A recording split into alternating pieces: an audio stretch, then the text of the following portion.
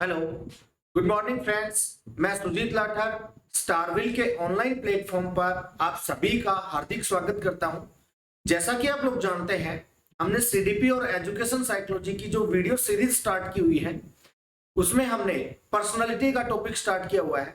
उसी टॉपिक को आगे बढ़ाते हुए आज हम उसमें जो क्लासिफिकेशन है, व्यक्तित्व का जो वर्गीकरण है, उसमें आज हम पढ़ेंगे भारतीय दृष्टिकोण के अनुसार व्यक्तित्व का वर्गीकरण क्या है, आधुनिक दृष्टिकोण क्या है, और थॉर्नडाइक का भी पूछ लिया जाता है कई बार कि थॉर्नडाइक ने व्यक्तित्व का वर्गीकरण किस आधार पर किया था और किस प्रकार से उन्होंने व्यक्तित्व को बताया था। तो आज की जो वीडियो सीरीज है वो बहुत छोटी रहेगी और इसमें भी हम स्लाइड के साथ डिस्कस करेंगे।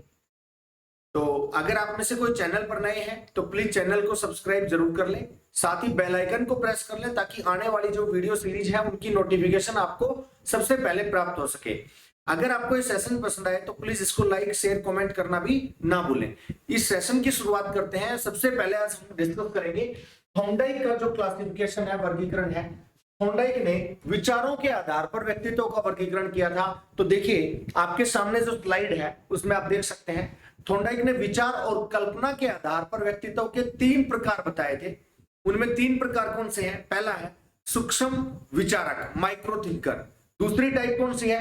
प्रत्यक्ष विचारक, डायरेक्ट थिंकर। और तीसरी टाइप है स्थूल विचारक अर्थात मैक्रो थिंकर। इसको आप किस तरीके से थोड़ा ध्यान रख सकते हैं?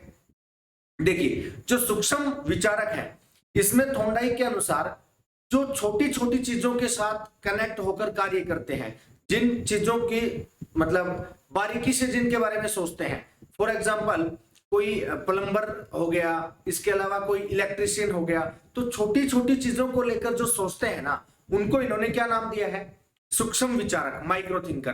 प्रत्यक्ष विचारक जो डायरेक्ट थिंकर है वो कौन होंगे? जो भी लोग चीजों को सामने रखकर सोचते हैं।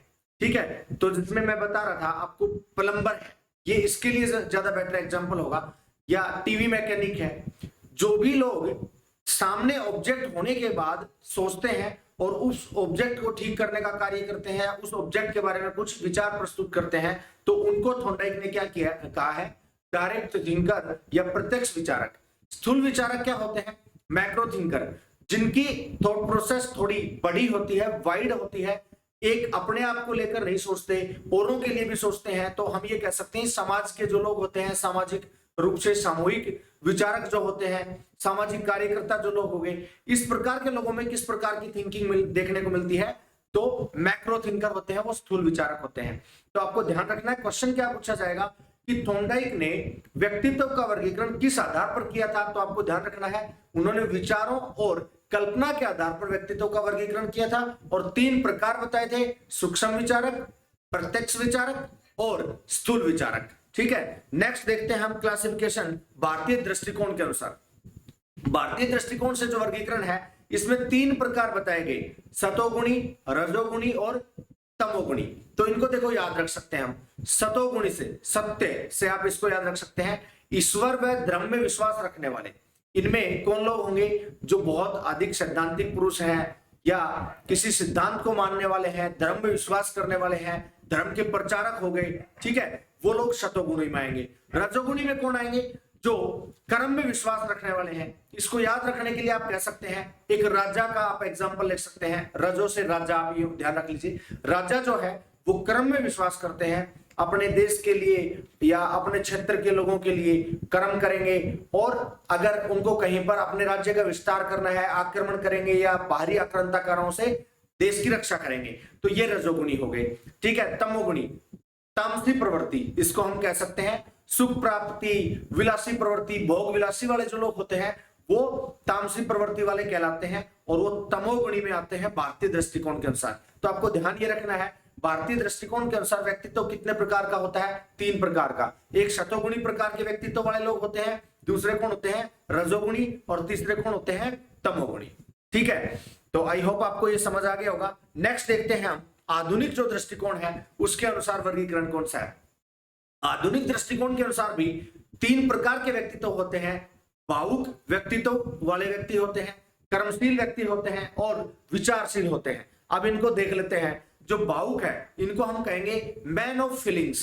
जो मैन ऑफ फीलिंग्स है ये अपनी भावनाओं को के ही वश में रहते हैं, ठीक है। इनकी भावनाओं के द्वारा ही इनका संचालन होता है। अगर किसी की भावनाएं हैं वो बहुत अधिक इमोशनल है तो उन्हीं के अकॉर्डिंग इनका संचालन होता है। दूसरे कौन होते हैं? कर्मशील, मैन ऑफ एक्शन। ये अपने कर्म में विश्वास करने वाले होते हैं, वो कर्म प्रधान भी होते हैं। इनको मतलब ये किस्मत का रोना नहीं रोते, बल्कि ये कार्य करके अपनी किस्मत बदलने में विश्वास रखते हैं, ठीक है। और तीसरी जो टाइप है वो है विचारशील, मैन ऑफ थॉट्स। हर कार्य को सोच विचार करके और उसके मतलब अच्छे से हर एक पहलू के बारे में सोच विचार करके उसको कार्य करेंगे। नोट इसमें आप ध्यान से पढ़िए, संवेगी रूप से स्थिरता वाले व्यक्ति का उचित व्यक्तित्व होता है अकॉर्डिंग टू आधुनिक दृष्टिकोण, ठीक है। तो ये हमने 3 प्रकार के वर्गीकरण देख लिए हैं। आई होप आपको अच्छे से समझ आई होगी, ठीक है। और मिलते हैं एक नेक्स्ट सेशन में, तब तक के लिए नमस्कार, बाय बाय, टेक केयर।